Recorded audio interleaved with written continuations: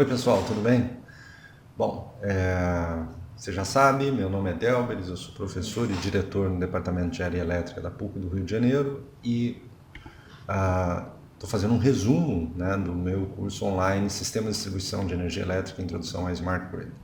Hoje a gente vai falar de relé direcional. Relé direcional é um dispositivo bastante usado em sistemas de potência, em redes de distribuição de alta tensão, principalmente em sistemas em anel. Eles também são bastante utilizados porque você tem um sentido, o sentido da corrente elétrica ele pode se alterar num sistema em anel. Você tem maior segurança nesse tipo de sistema, né, porque você pode perder uma linha de distribuição, mas em compensação você tem uma reversão no sentido original do fluxo de potência, portanto, é importante que você tenha relés que possam identificar essa mudança de sentido. No caso de sistemas de distribuição, eles até pouco tempo atrás eram menos aplicados, porque o sentido da potência nas redes de distribuição de média tensão era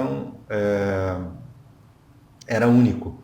Né? Com a geração distribuída, com as redes elétricas inteligentes, é cada vez mais necessário que você tenha dispositivos que possam identificar o sentido da corrente e, eventualmente, identificar faltas ou problemas nos sistemas de distribuição. Tá bom? Então, as redes elétricas inteligentes certamente farão uso desse tipo de dispositivo cada vez mais nos sistemas de distribuição na medida que eles vão perdendo essa característica radial, né, de ter o fluxo num único sentido. Beleza, vamos ver algumas características desse relé. Eles são utilizados principalmente em sistemas em anel, né? Uma aplicação típica desses relés é a seguinte: você tem lá um gerador, né? Uma fonte de geração,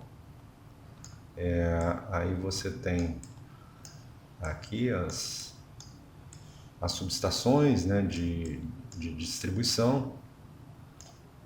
Aqui vai para outras subestações, tal. Aqui tem uma carga.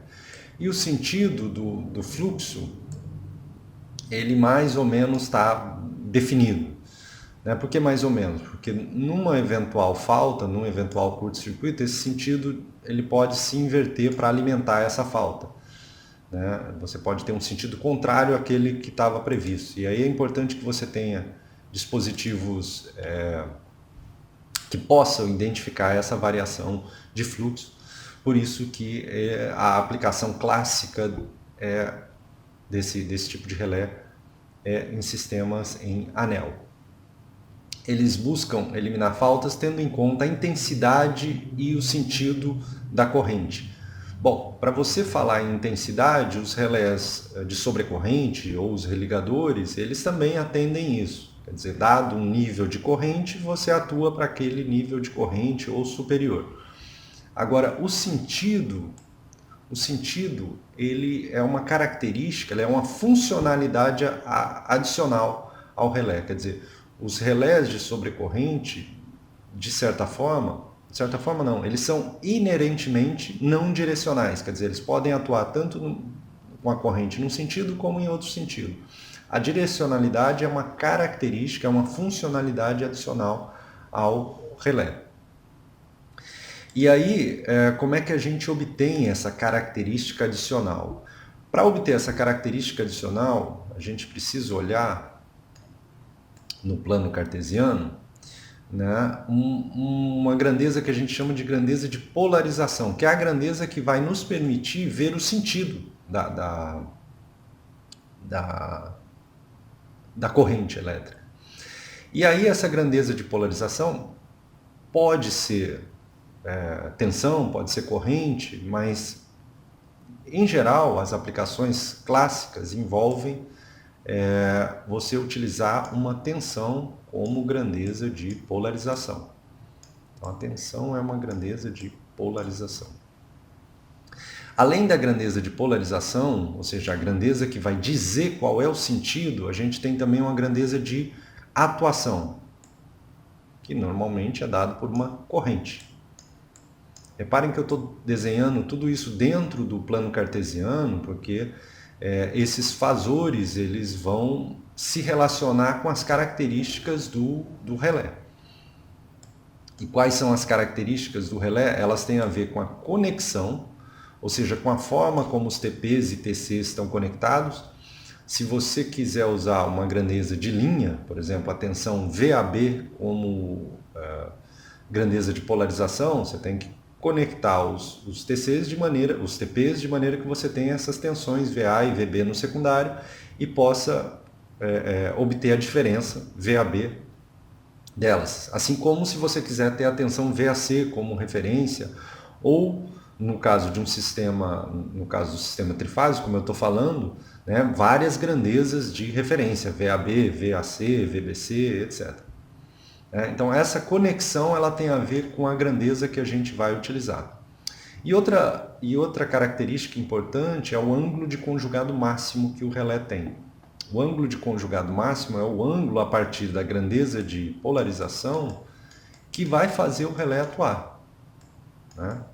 Então vamos supor que esse ângulo de conjugado máximo, que é uma característica do relé, né?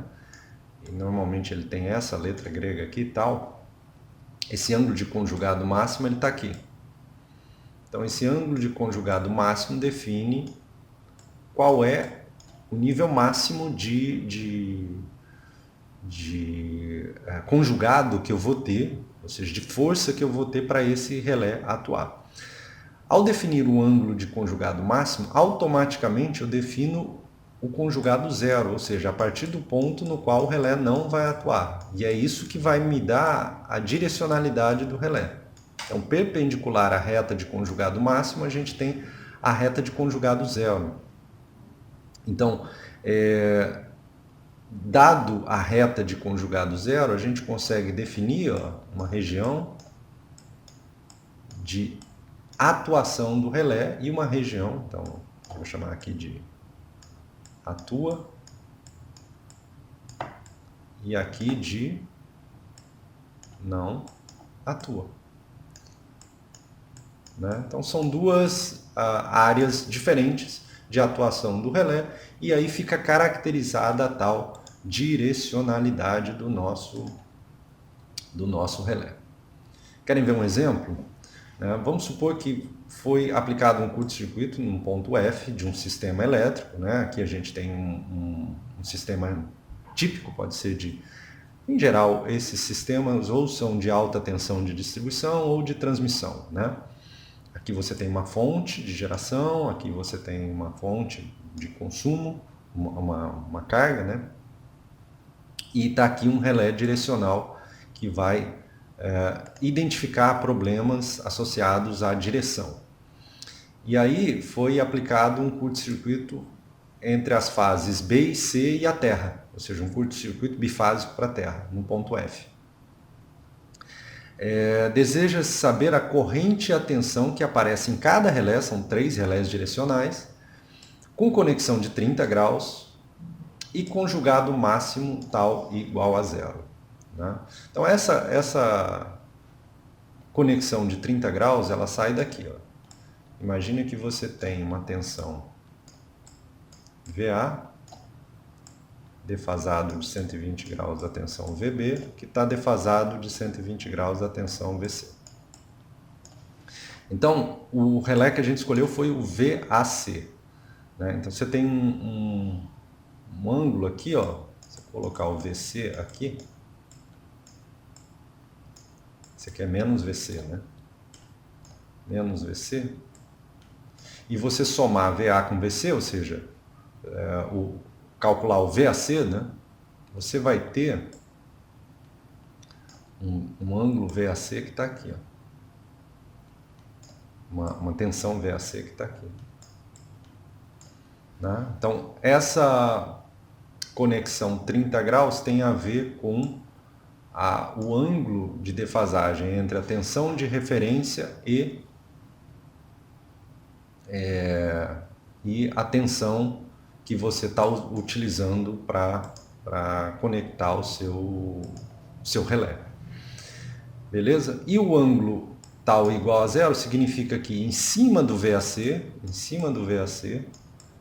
a gente vai ter o conjugado máximo. Ou seja, que se a corrente cair em cima do VAC e tiver um valor mínimo para atuação, o relé vai atuar. Muito bem. No curso completo eu explico como é que esse curto-circuito foi calculado, mas aqui eu vou colocar os valores diretos para a gente usar. Então a gente tem as correntes IA e IB, que são as correntes mais significativas, IB e C. A corrente A é aproximadamente zero comparada com as correntes IB e C. Essas correntes IB e C já são as correntes no secundário dos TCs, e as tensões nos secundários, que vão ser usadas para polarizar o relé, VAC é 43,82, ângulo zero, e 43,82, ângulo 180, no caso de VBA, e VCB igual a zero. Então esses valores foram obtidos a partir desse curto-circuito. Bom, analisando o relé polarizado pela tensão VAC e a tensão na fase A para tal igual a zero, a gente tem a seguinte situação: VAC é 43,82, ângulo zero, o conjugado máximo é desenvolvido na própria tensão de polarização, mas a corrente A, que é a corrente que atua para fazer esse relé, sensibilizar o relé, ela é pequena. Então, apesar de você ter uma região de atuação bem definida, a corrente ela não vai ser suficiente para sensibilizar o relé, porque ela é igual a zero. Então, esse relé, especificamente, ele não vai atuar para essa falta. Para o relé na fase B, a gente tem 43,82 e 22,76, ângulo 135 amperes. Né? Aqui 43,82, ângulo 180, ou seja, menos 43,82. Né? Então, nesse caso, ó, a região de atuação está aqui, né? VBA, e a região de não atuação está a partir dessa reta aqui, ó, que é perpendicular à reta de conjugado máximo. A corrente medida a partir desse ponto aqui, né, desse ponto, é 22,76, ângulo 135, que cai na região de atuação do relé. Então, esse relé vai sentir essa falta e vai atuar. O relé 2 atua. E o relé 3, ele tem uma tensão VCB igual a zero, né? E ainda que você tenha uma corrente suficiente que faça esse relé atuar, você não tem uma região de polarização que está bem definida, porque a tensão é igual a zero, portanto esse relé não vai atuar. Então a gente tem 3 relés, sendo que o relé 2 que vai atuar nesse caso, eliminando a falta, e obviamente a hora que ele atuar, ele vai abrir as 3 fases do sistema. Tá? Então é assim que esse tipo de dispositivo funciona. Como eu disse, vai ser cada vez mais utilizado em sistemas de distribuição onde o fluxo pode alterar de sentido, indicando que há algum problema, uma falta para ser eliminada, né? Portanto, num cenário de redes elétricas inteligentes, o relé direcional vai ser fundamental. Tá ok? Era isso aí que eu tinha para falar. Próxima aula a gente mostra um outro tipo de relé que também é bastante utilizado em sistemas de potência, que é o relé diferencial. Até lá, gente.